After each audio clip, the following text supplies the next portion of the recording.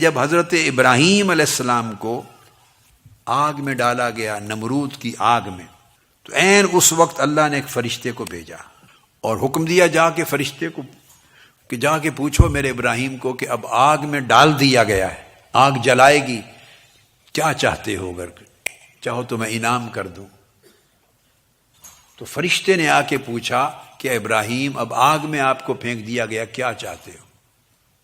کوئی سوال کر لو، اس وقت کیا سوال ہے؟ تو ابراہیم علیہ السلام نے فرمایا کہ اگر سوال کرنا ہے تجھ سے، تو فرمایا اللہ، اگر تو سوال اے فرشتے تجھ سے کرنا ہے تو مجھے حاجت نہیں ہے، سوال نہیں، اور اگر کرنا ہے اللہ سے، اگر کرنا ہے اللہ سے تو فہو اعلم بحالی من سوالی، تو وہ میرے سوال سے بہتر میرے حال کو جانتا ہے۔ اور جب دل اس مقام پہ چلا جائے کہ وہ اللہ کے ساتھ جڑ جائے اور اس میں اسے استقامت نصیب ہو جائے، استقامت، ہلے نہیں، جکڑ چلتے ہیں، آندھیاں آتی ہیں، اپس اینڈ ڈاؤنز آتے ہیں لائف میں، آپ کی لائف میں غربت کبھی آ جاتی، کبھی روزگار چلے جاتے ہیں، کبھی جاب خراب ہو جاتا ہے، کبھی لاس ہو جاتا ہے، کبھی جانیں چلی جاتی ہیں، کبھی مخالفتیں آ جاتی ہیں، لائف میں زیر و بم آتے ہیں، طوفان آتے ہیں، لائف میں پریشانیاں آتی ہیں،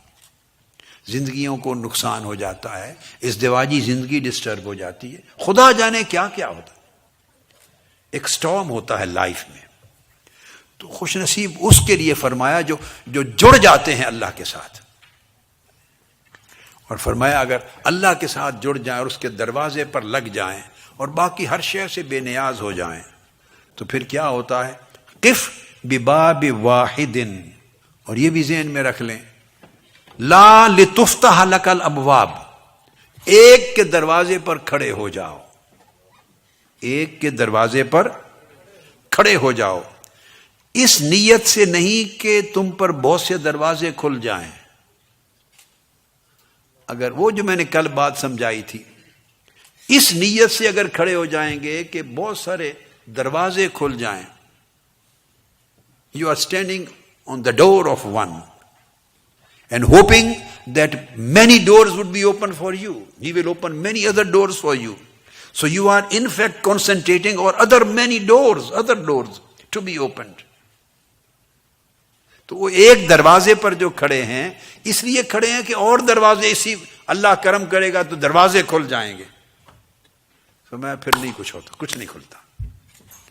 فرمایا ایک دروازے پہ جم جاؤ، بہت سے دروازوں کے کھلنے کی امید میں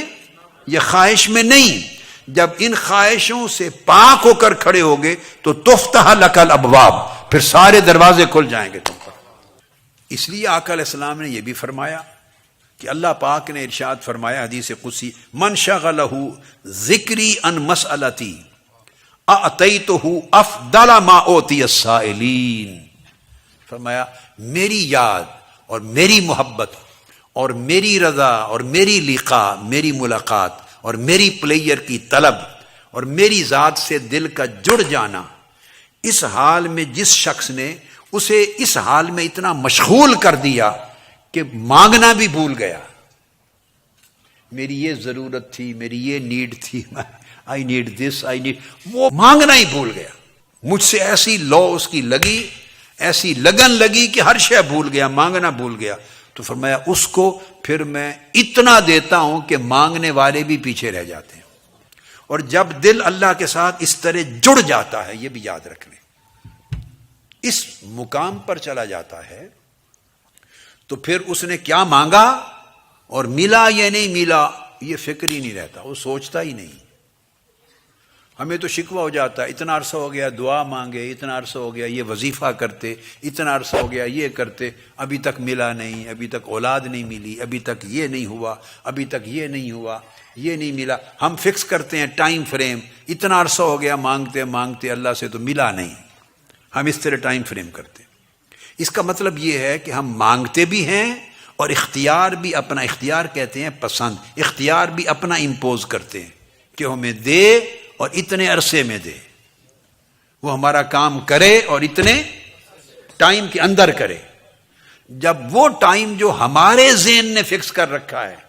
اور ہمارے دل نے، ہماری خواہش نے فکس کر رکھا ہے کہ اتنے وقت میں ہو جانا چاہیے، جب اس فریم ورک میں، ٹائم فریم میں نہیں ہوتا تو ہمارے دل کے اندر شکوہ جنم لیتا ہے۔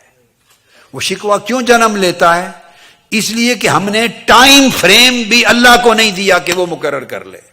وہ بھی اپنا چاہتے ہیں۔ تو یہ تو مذاق ہو گیا نا، پھر مانگتے بھی ہیں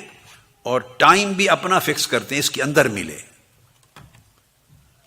تو یہ جب اللہ کے ساتھ تعلق جڑ جاتا ہے تو وہ اللہ پر،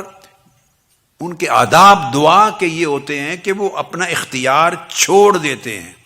اور اللہ کے اختیار پر راضی ہو جاتے ہیں۔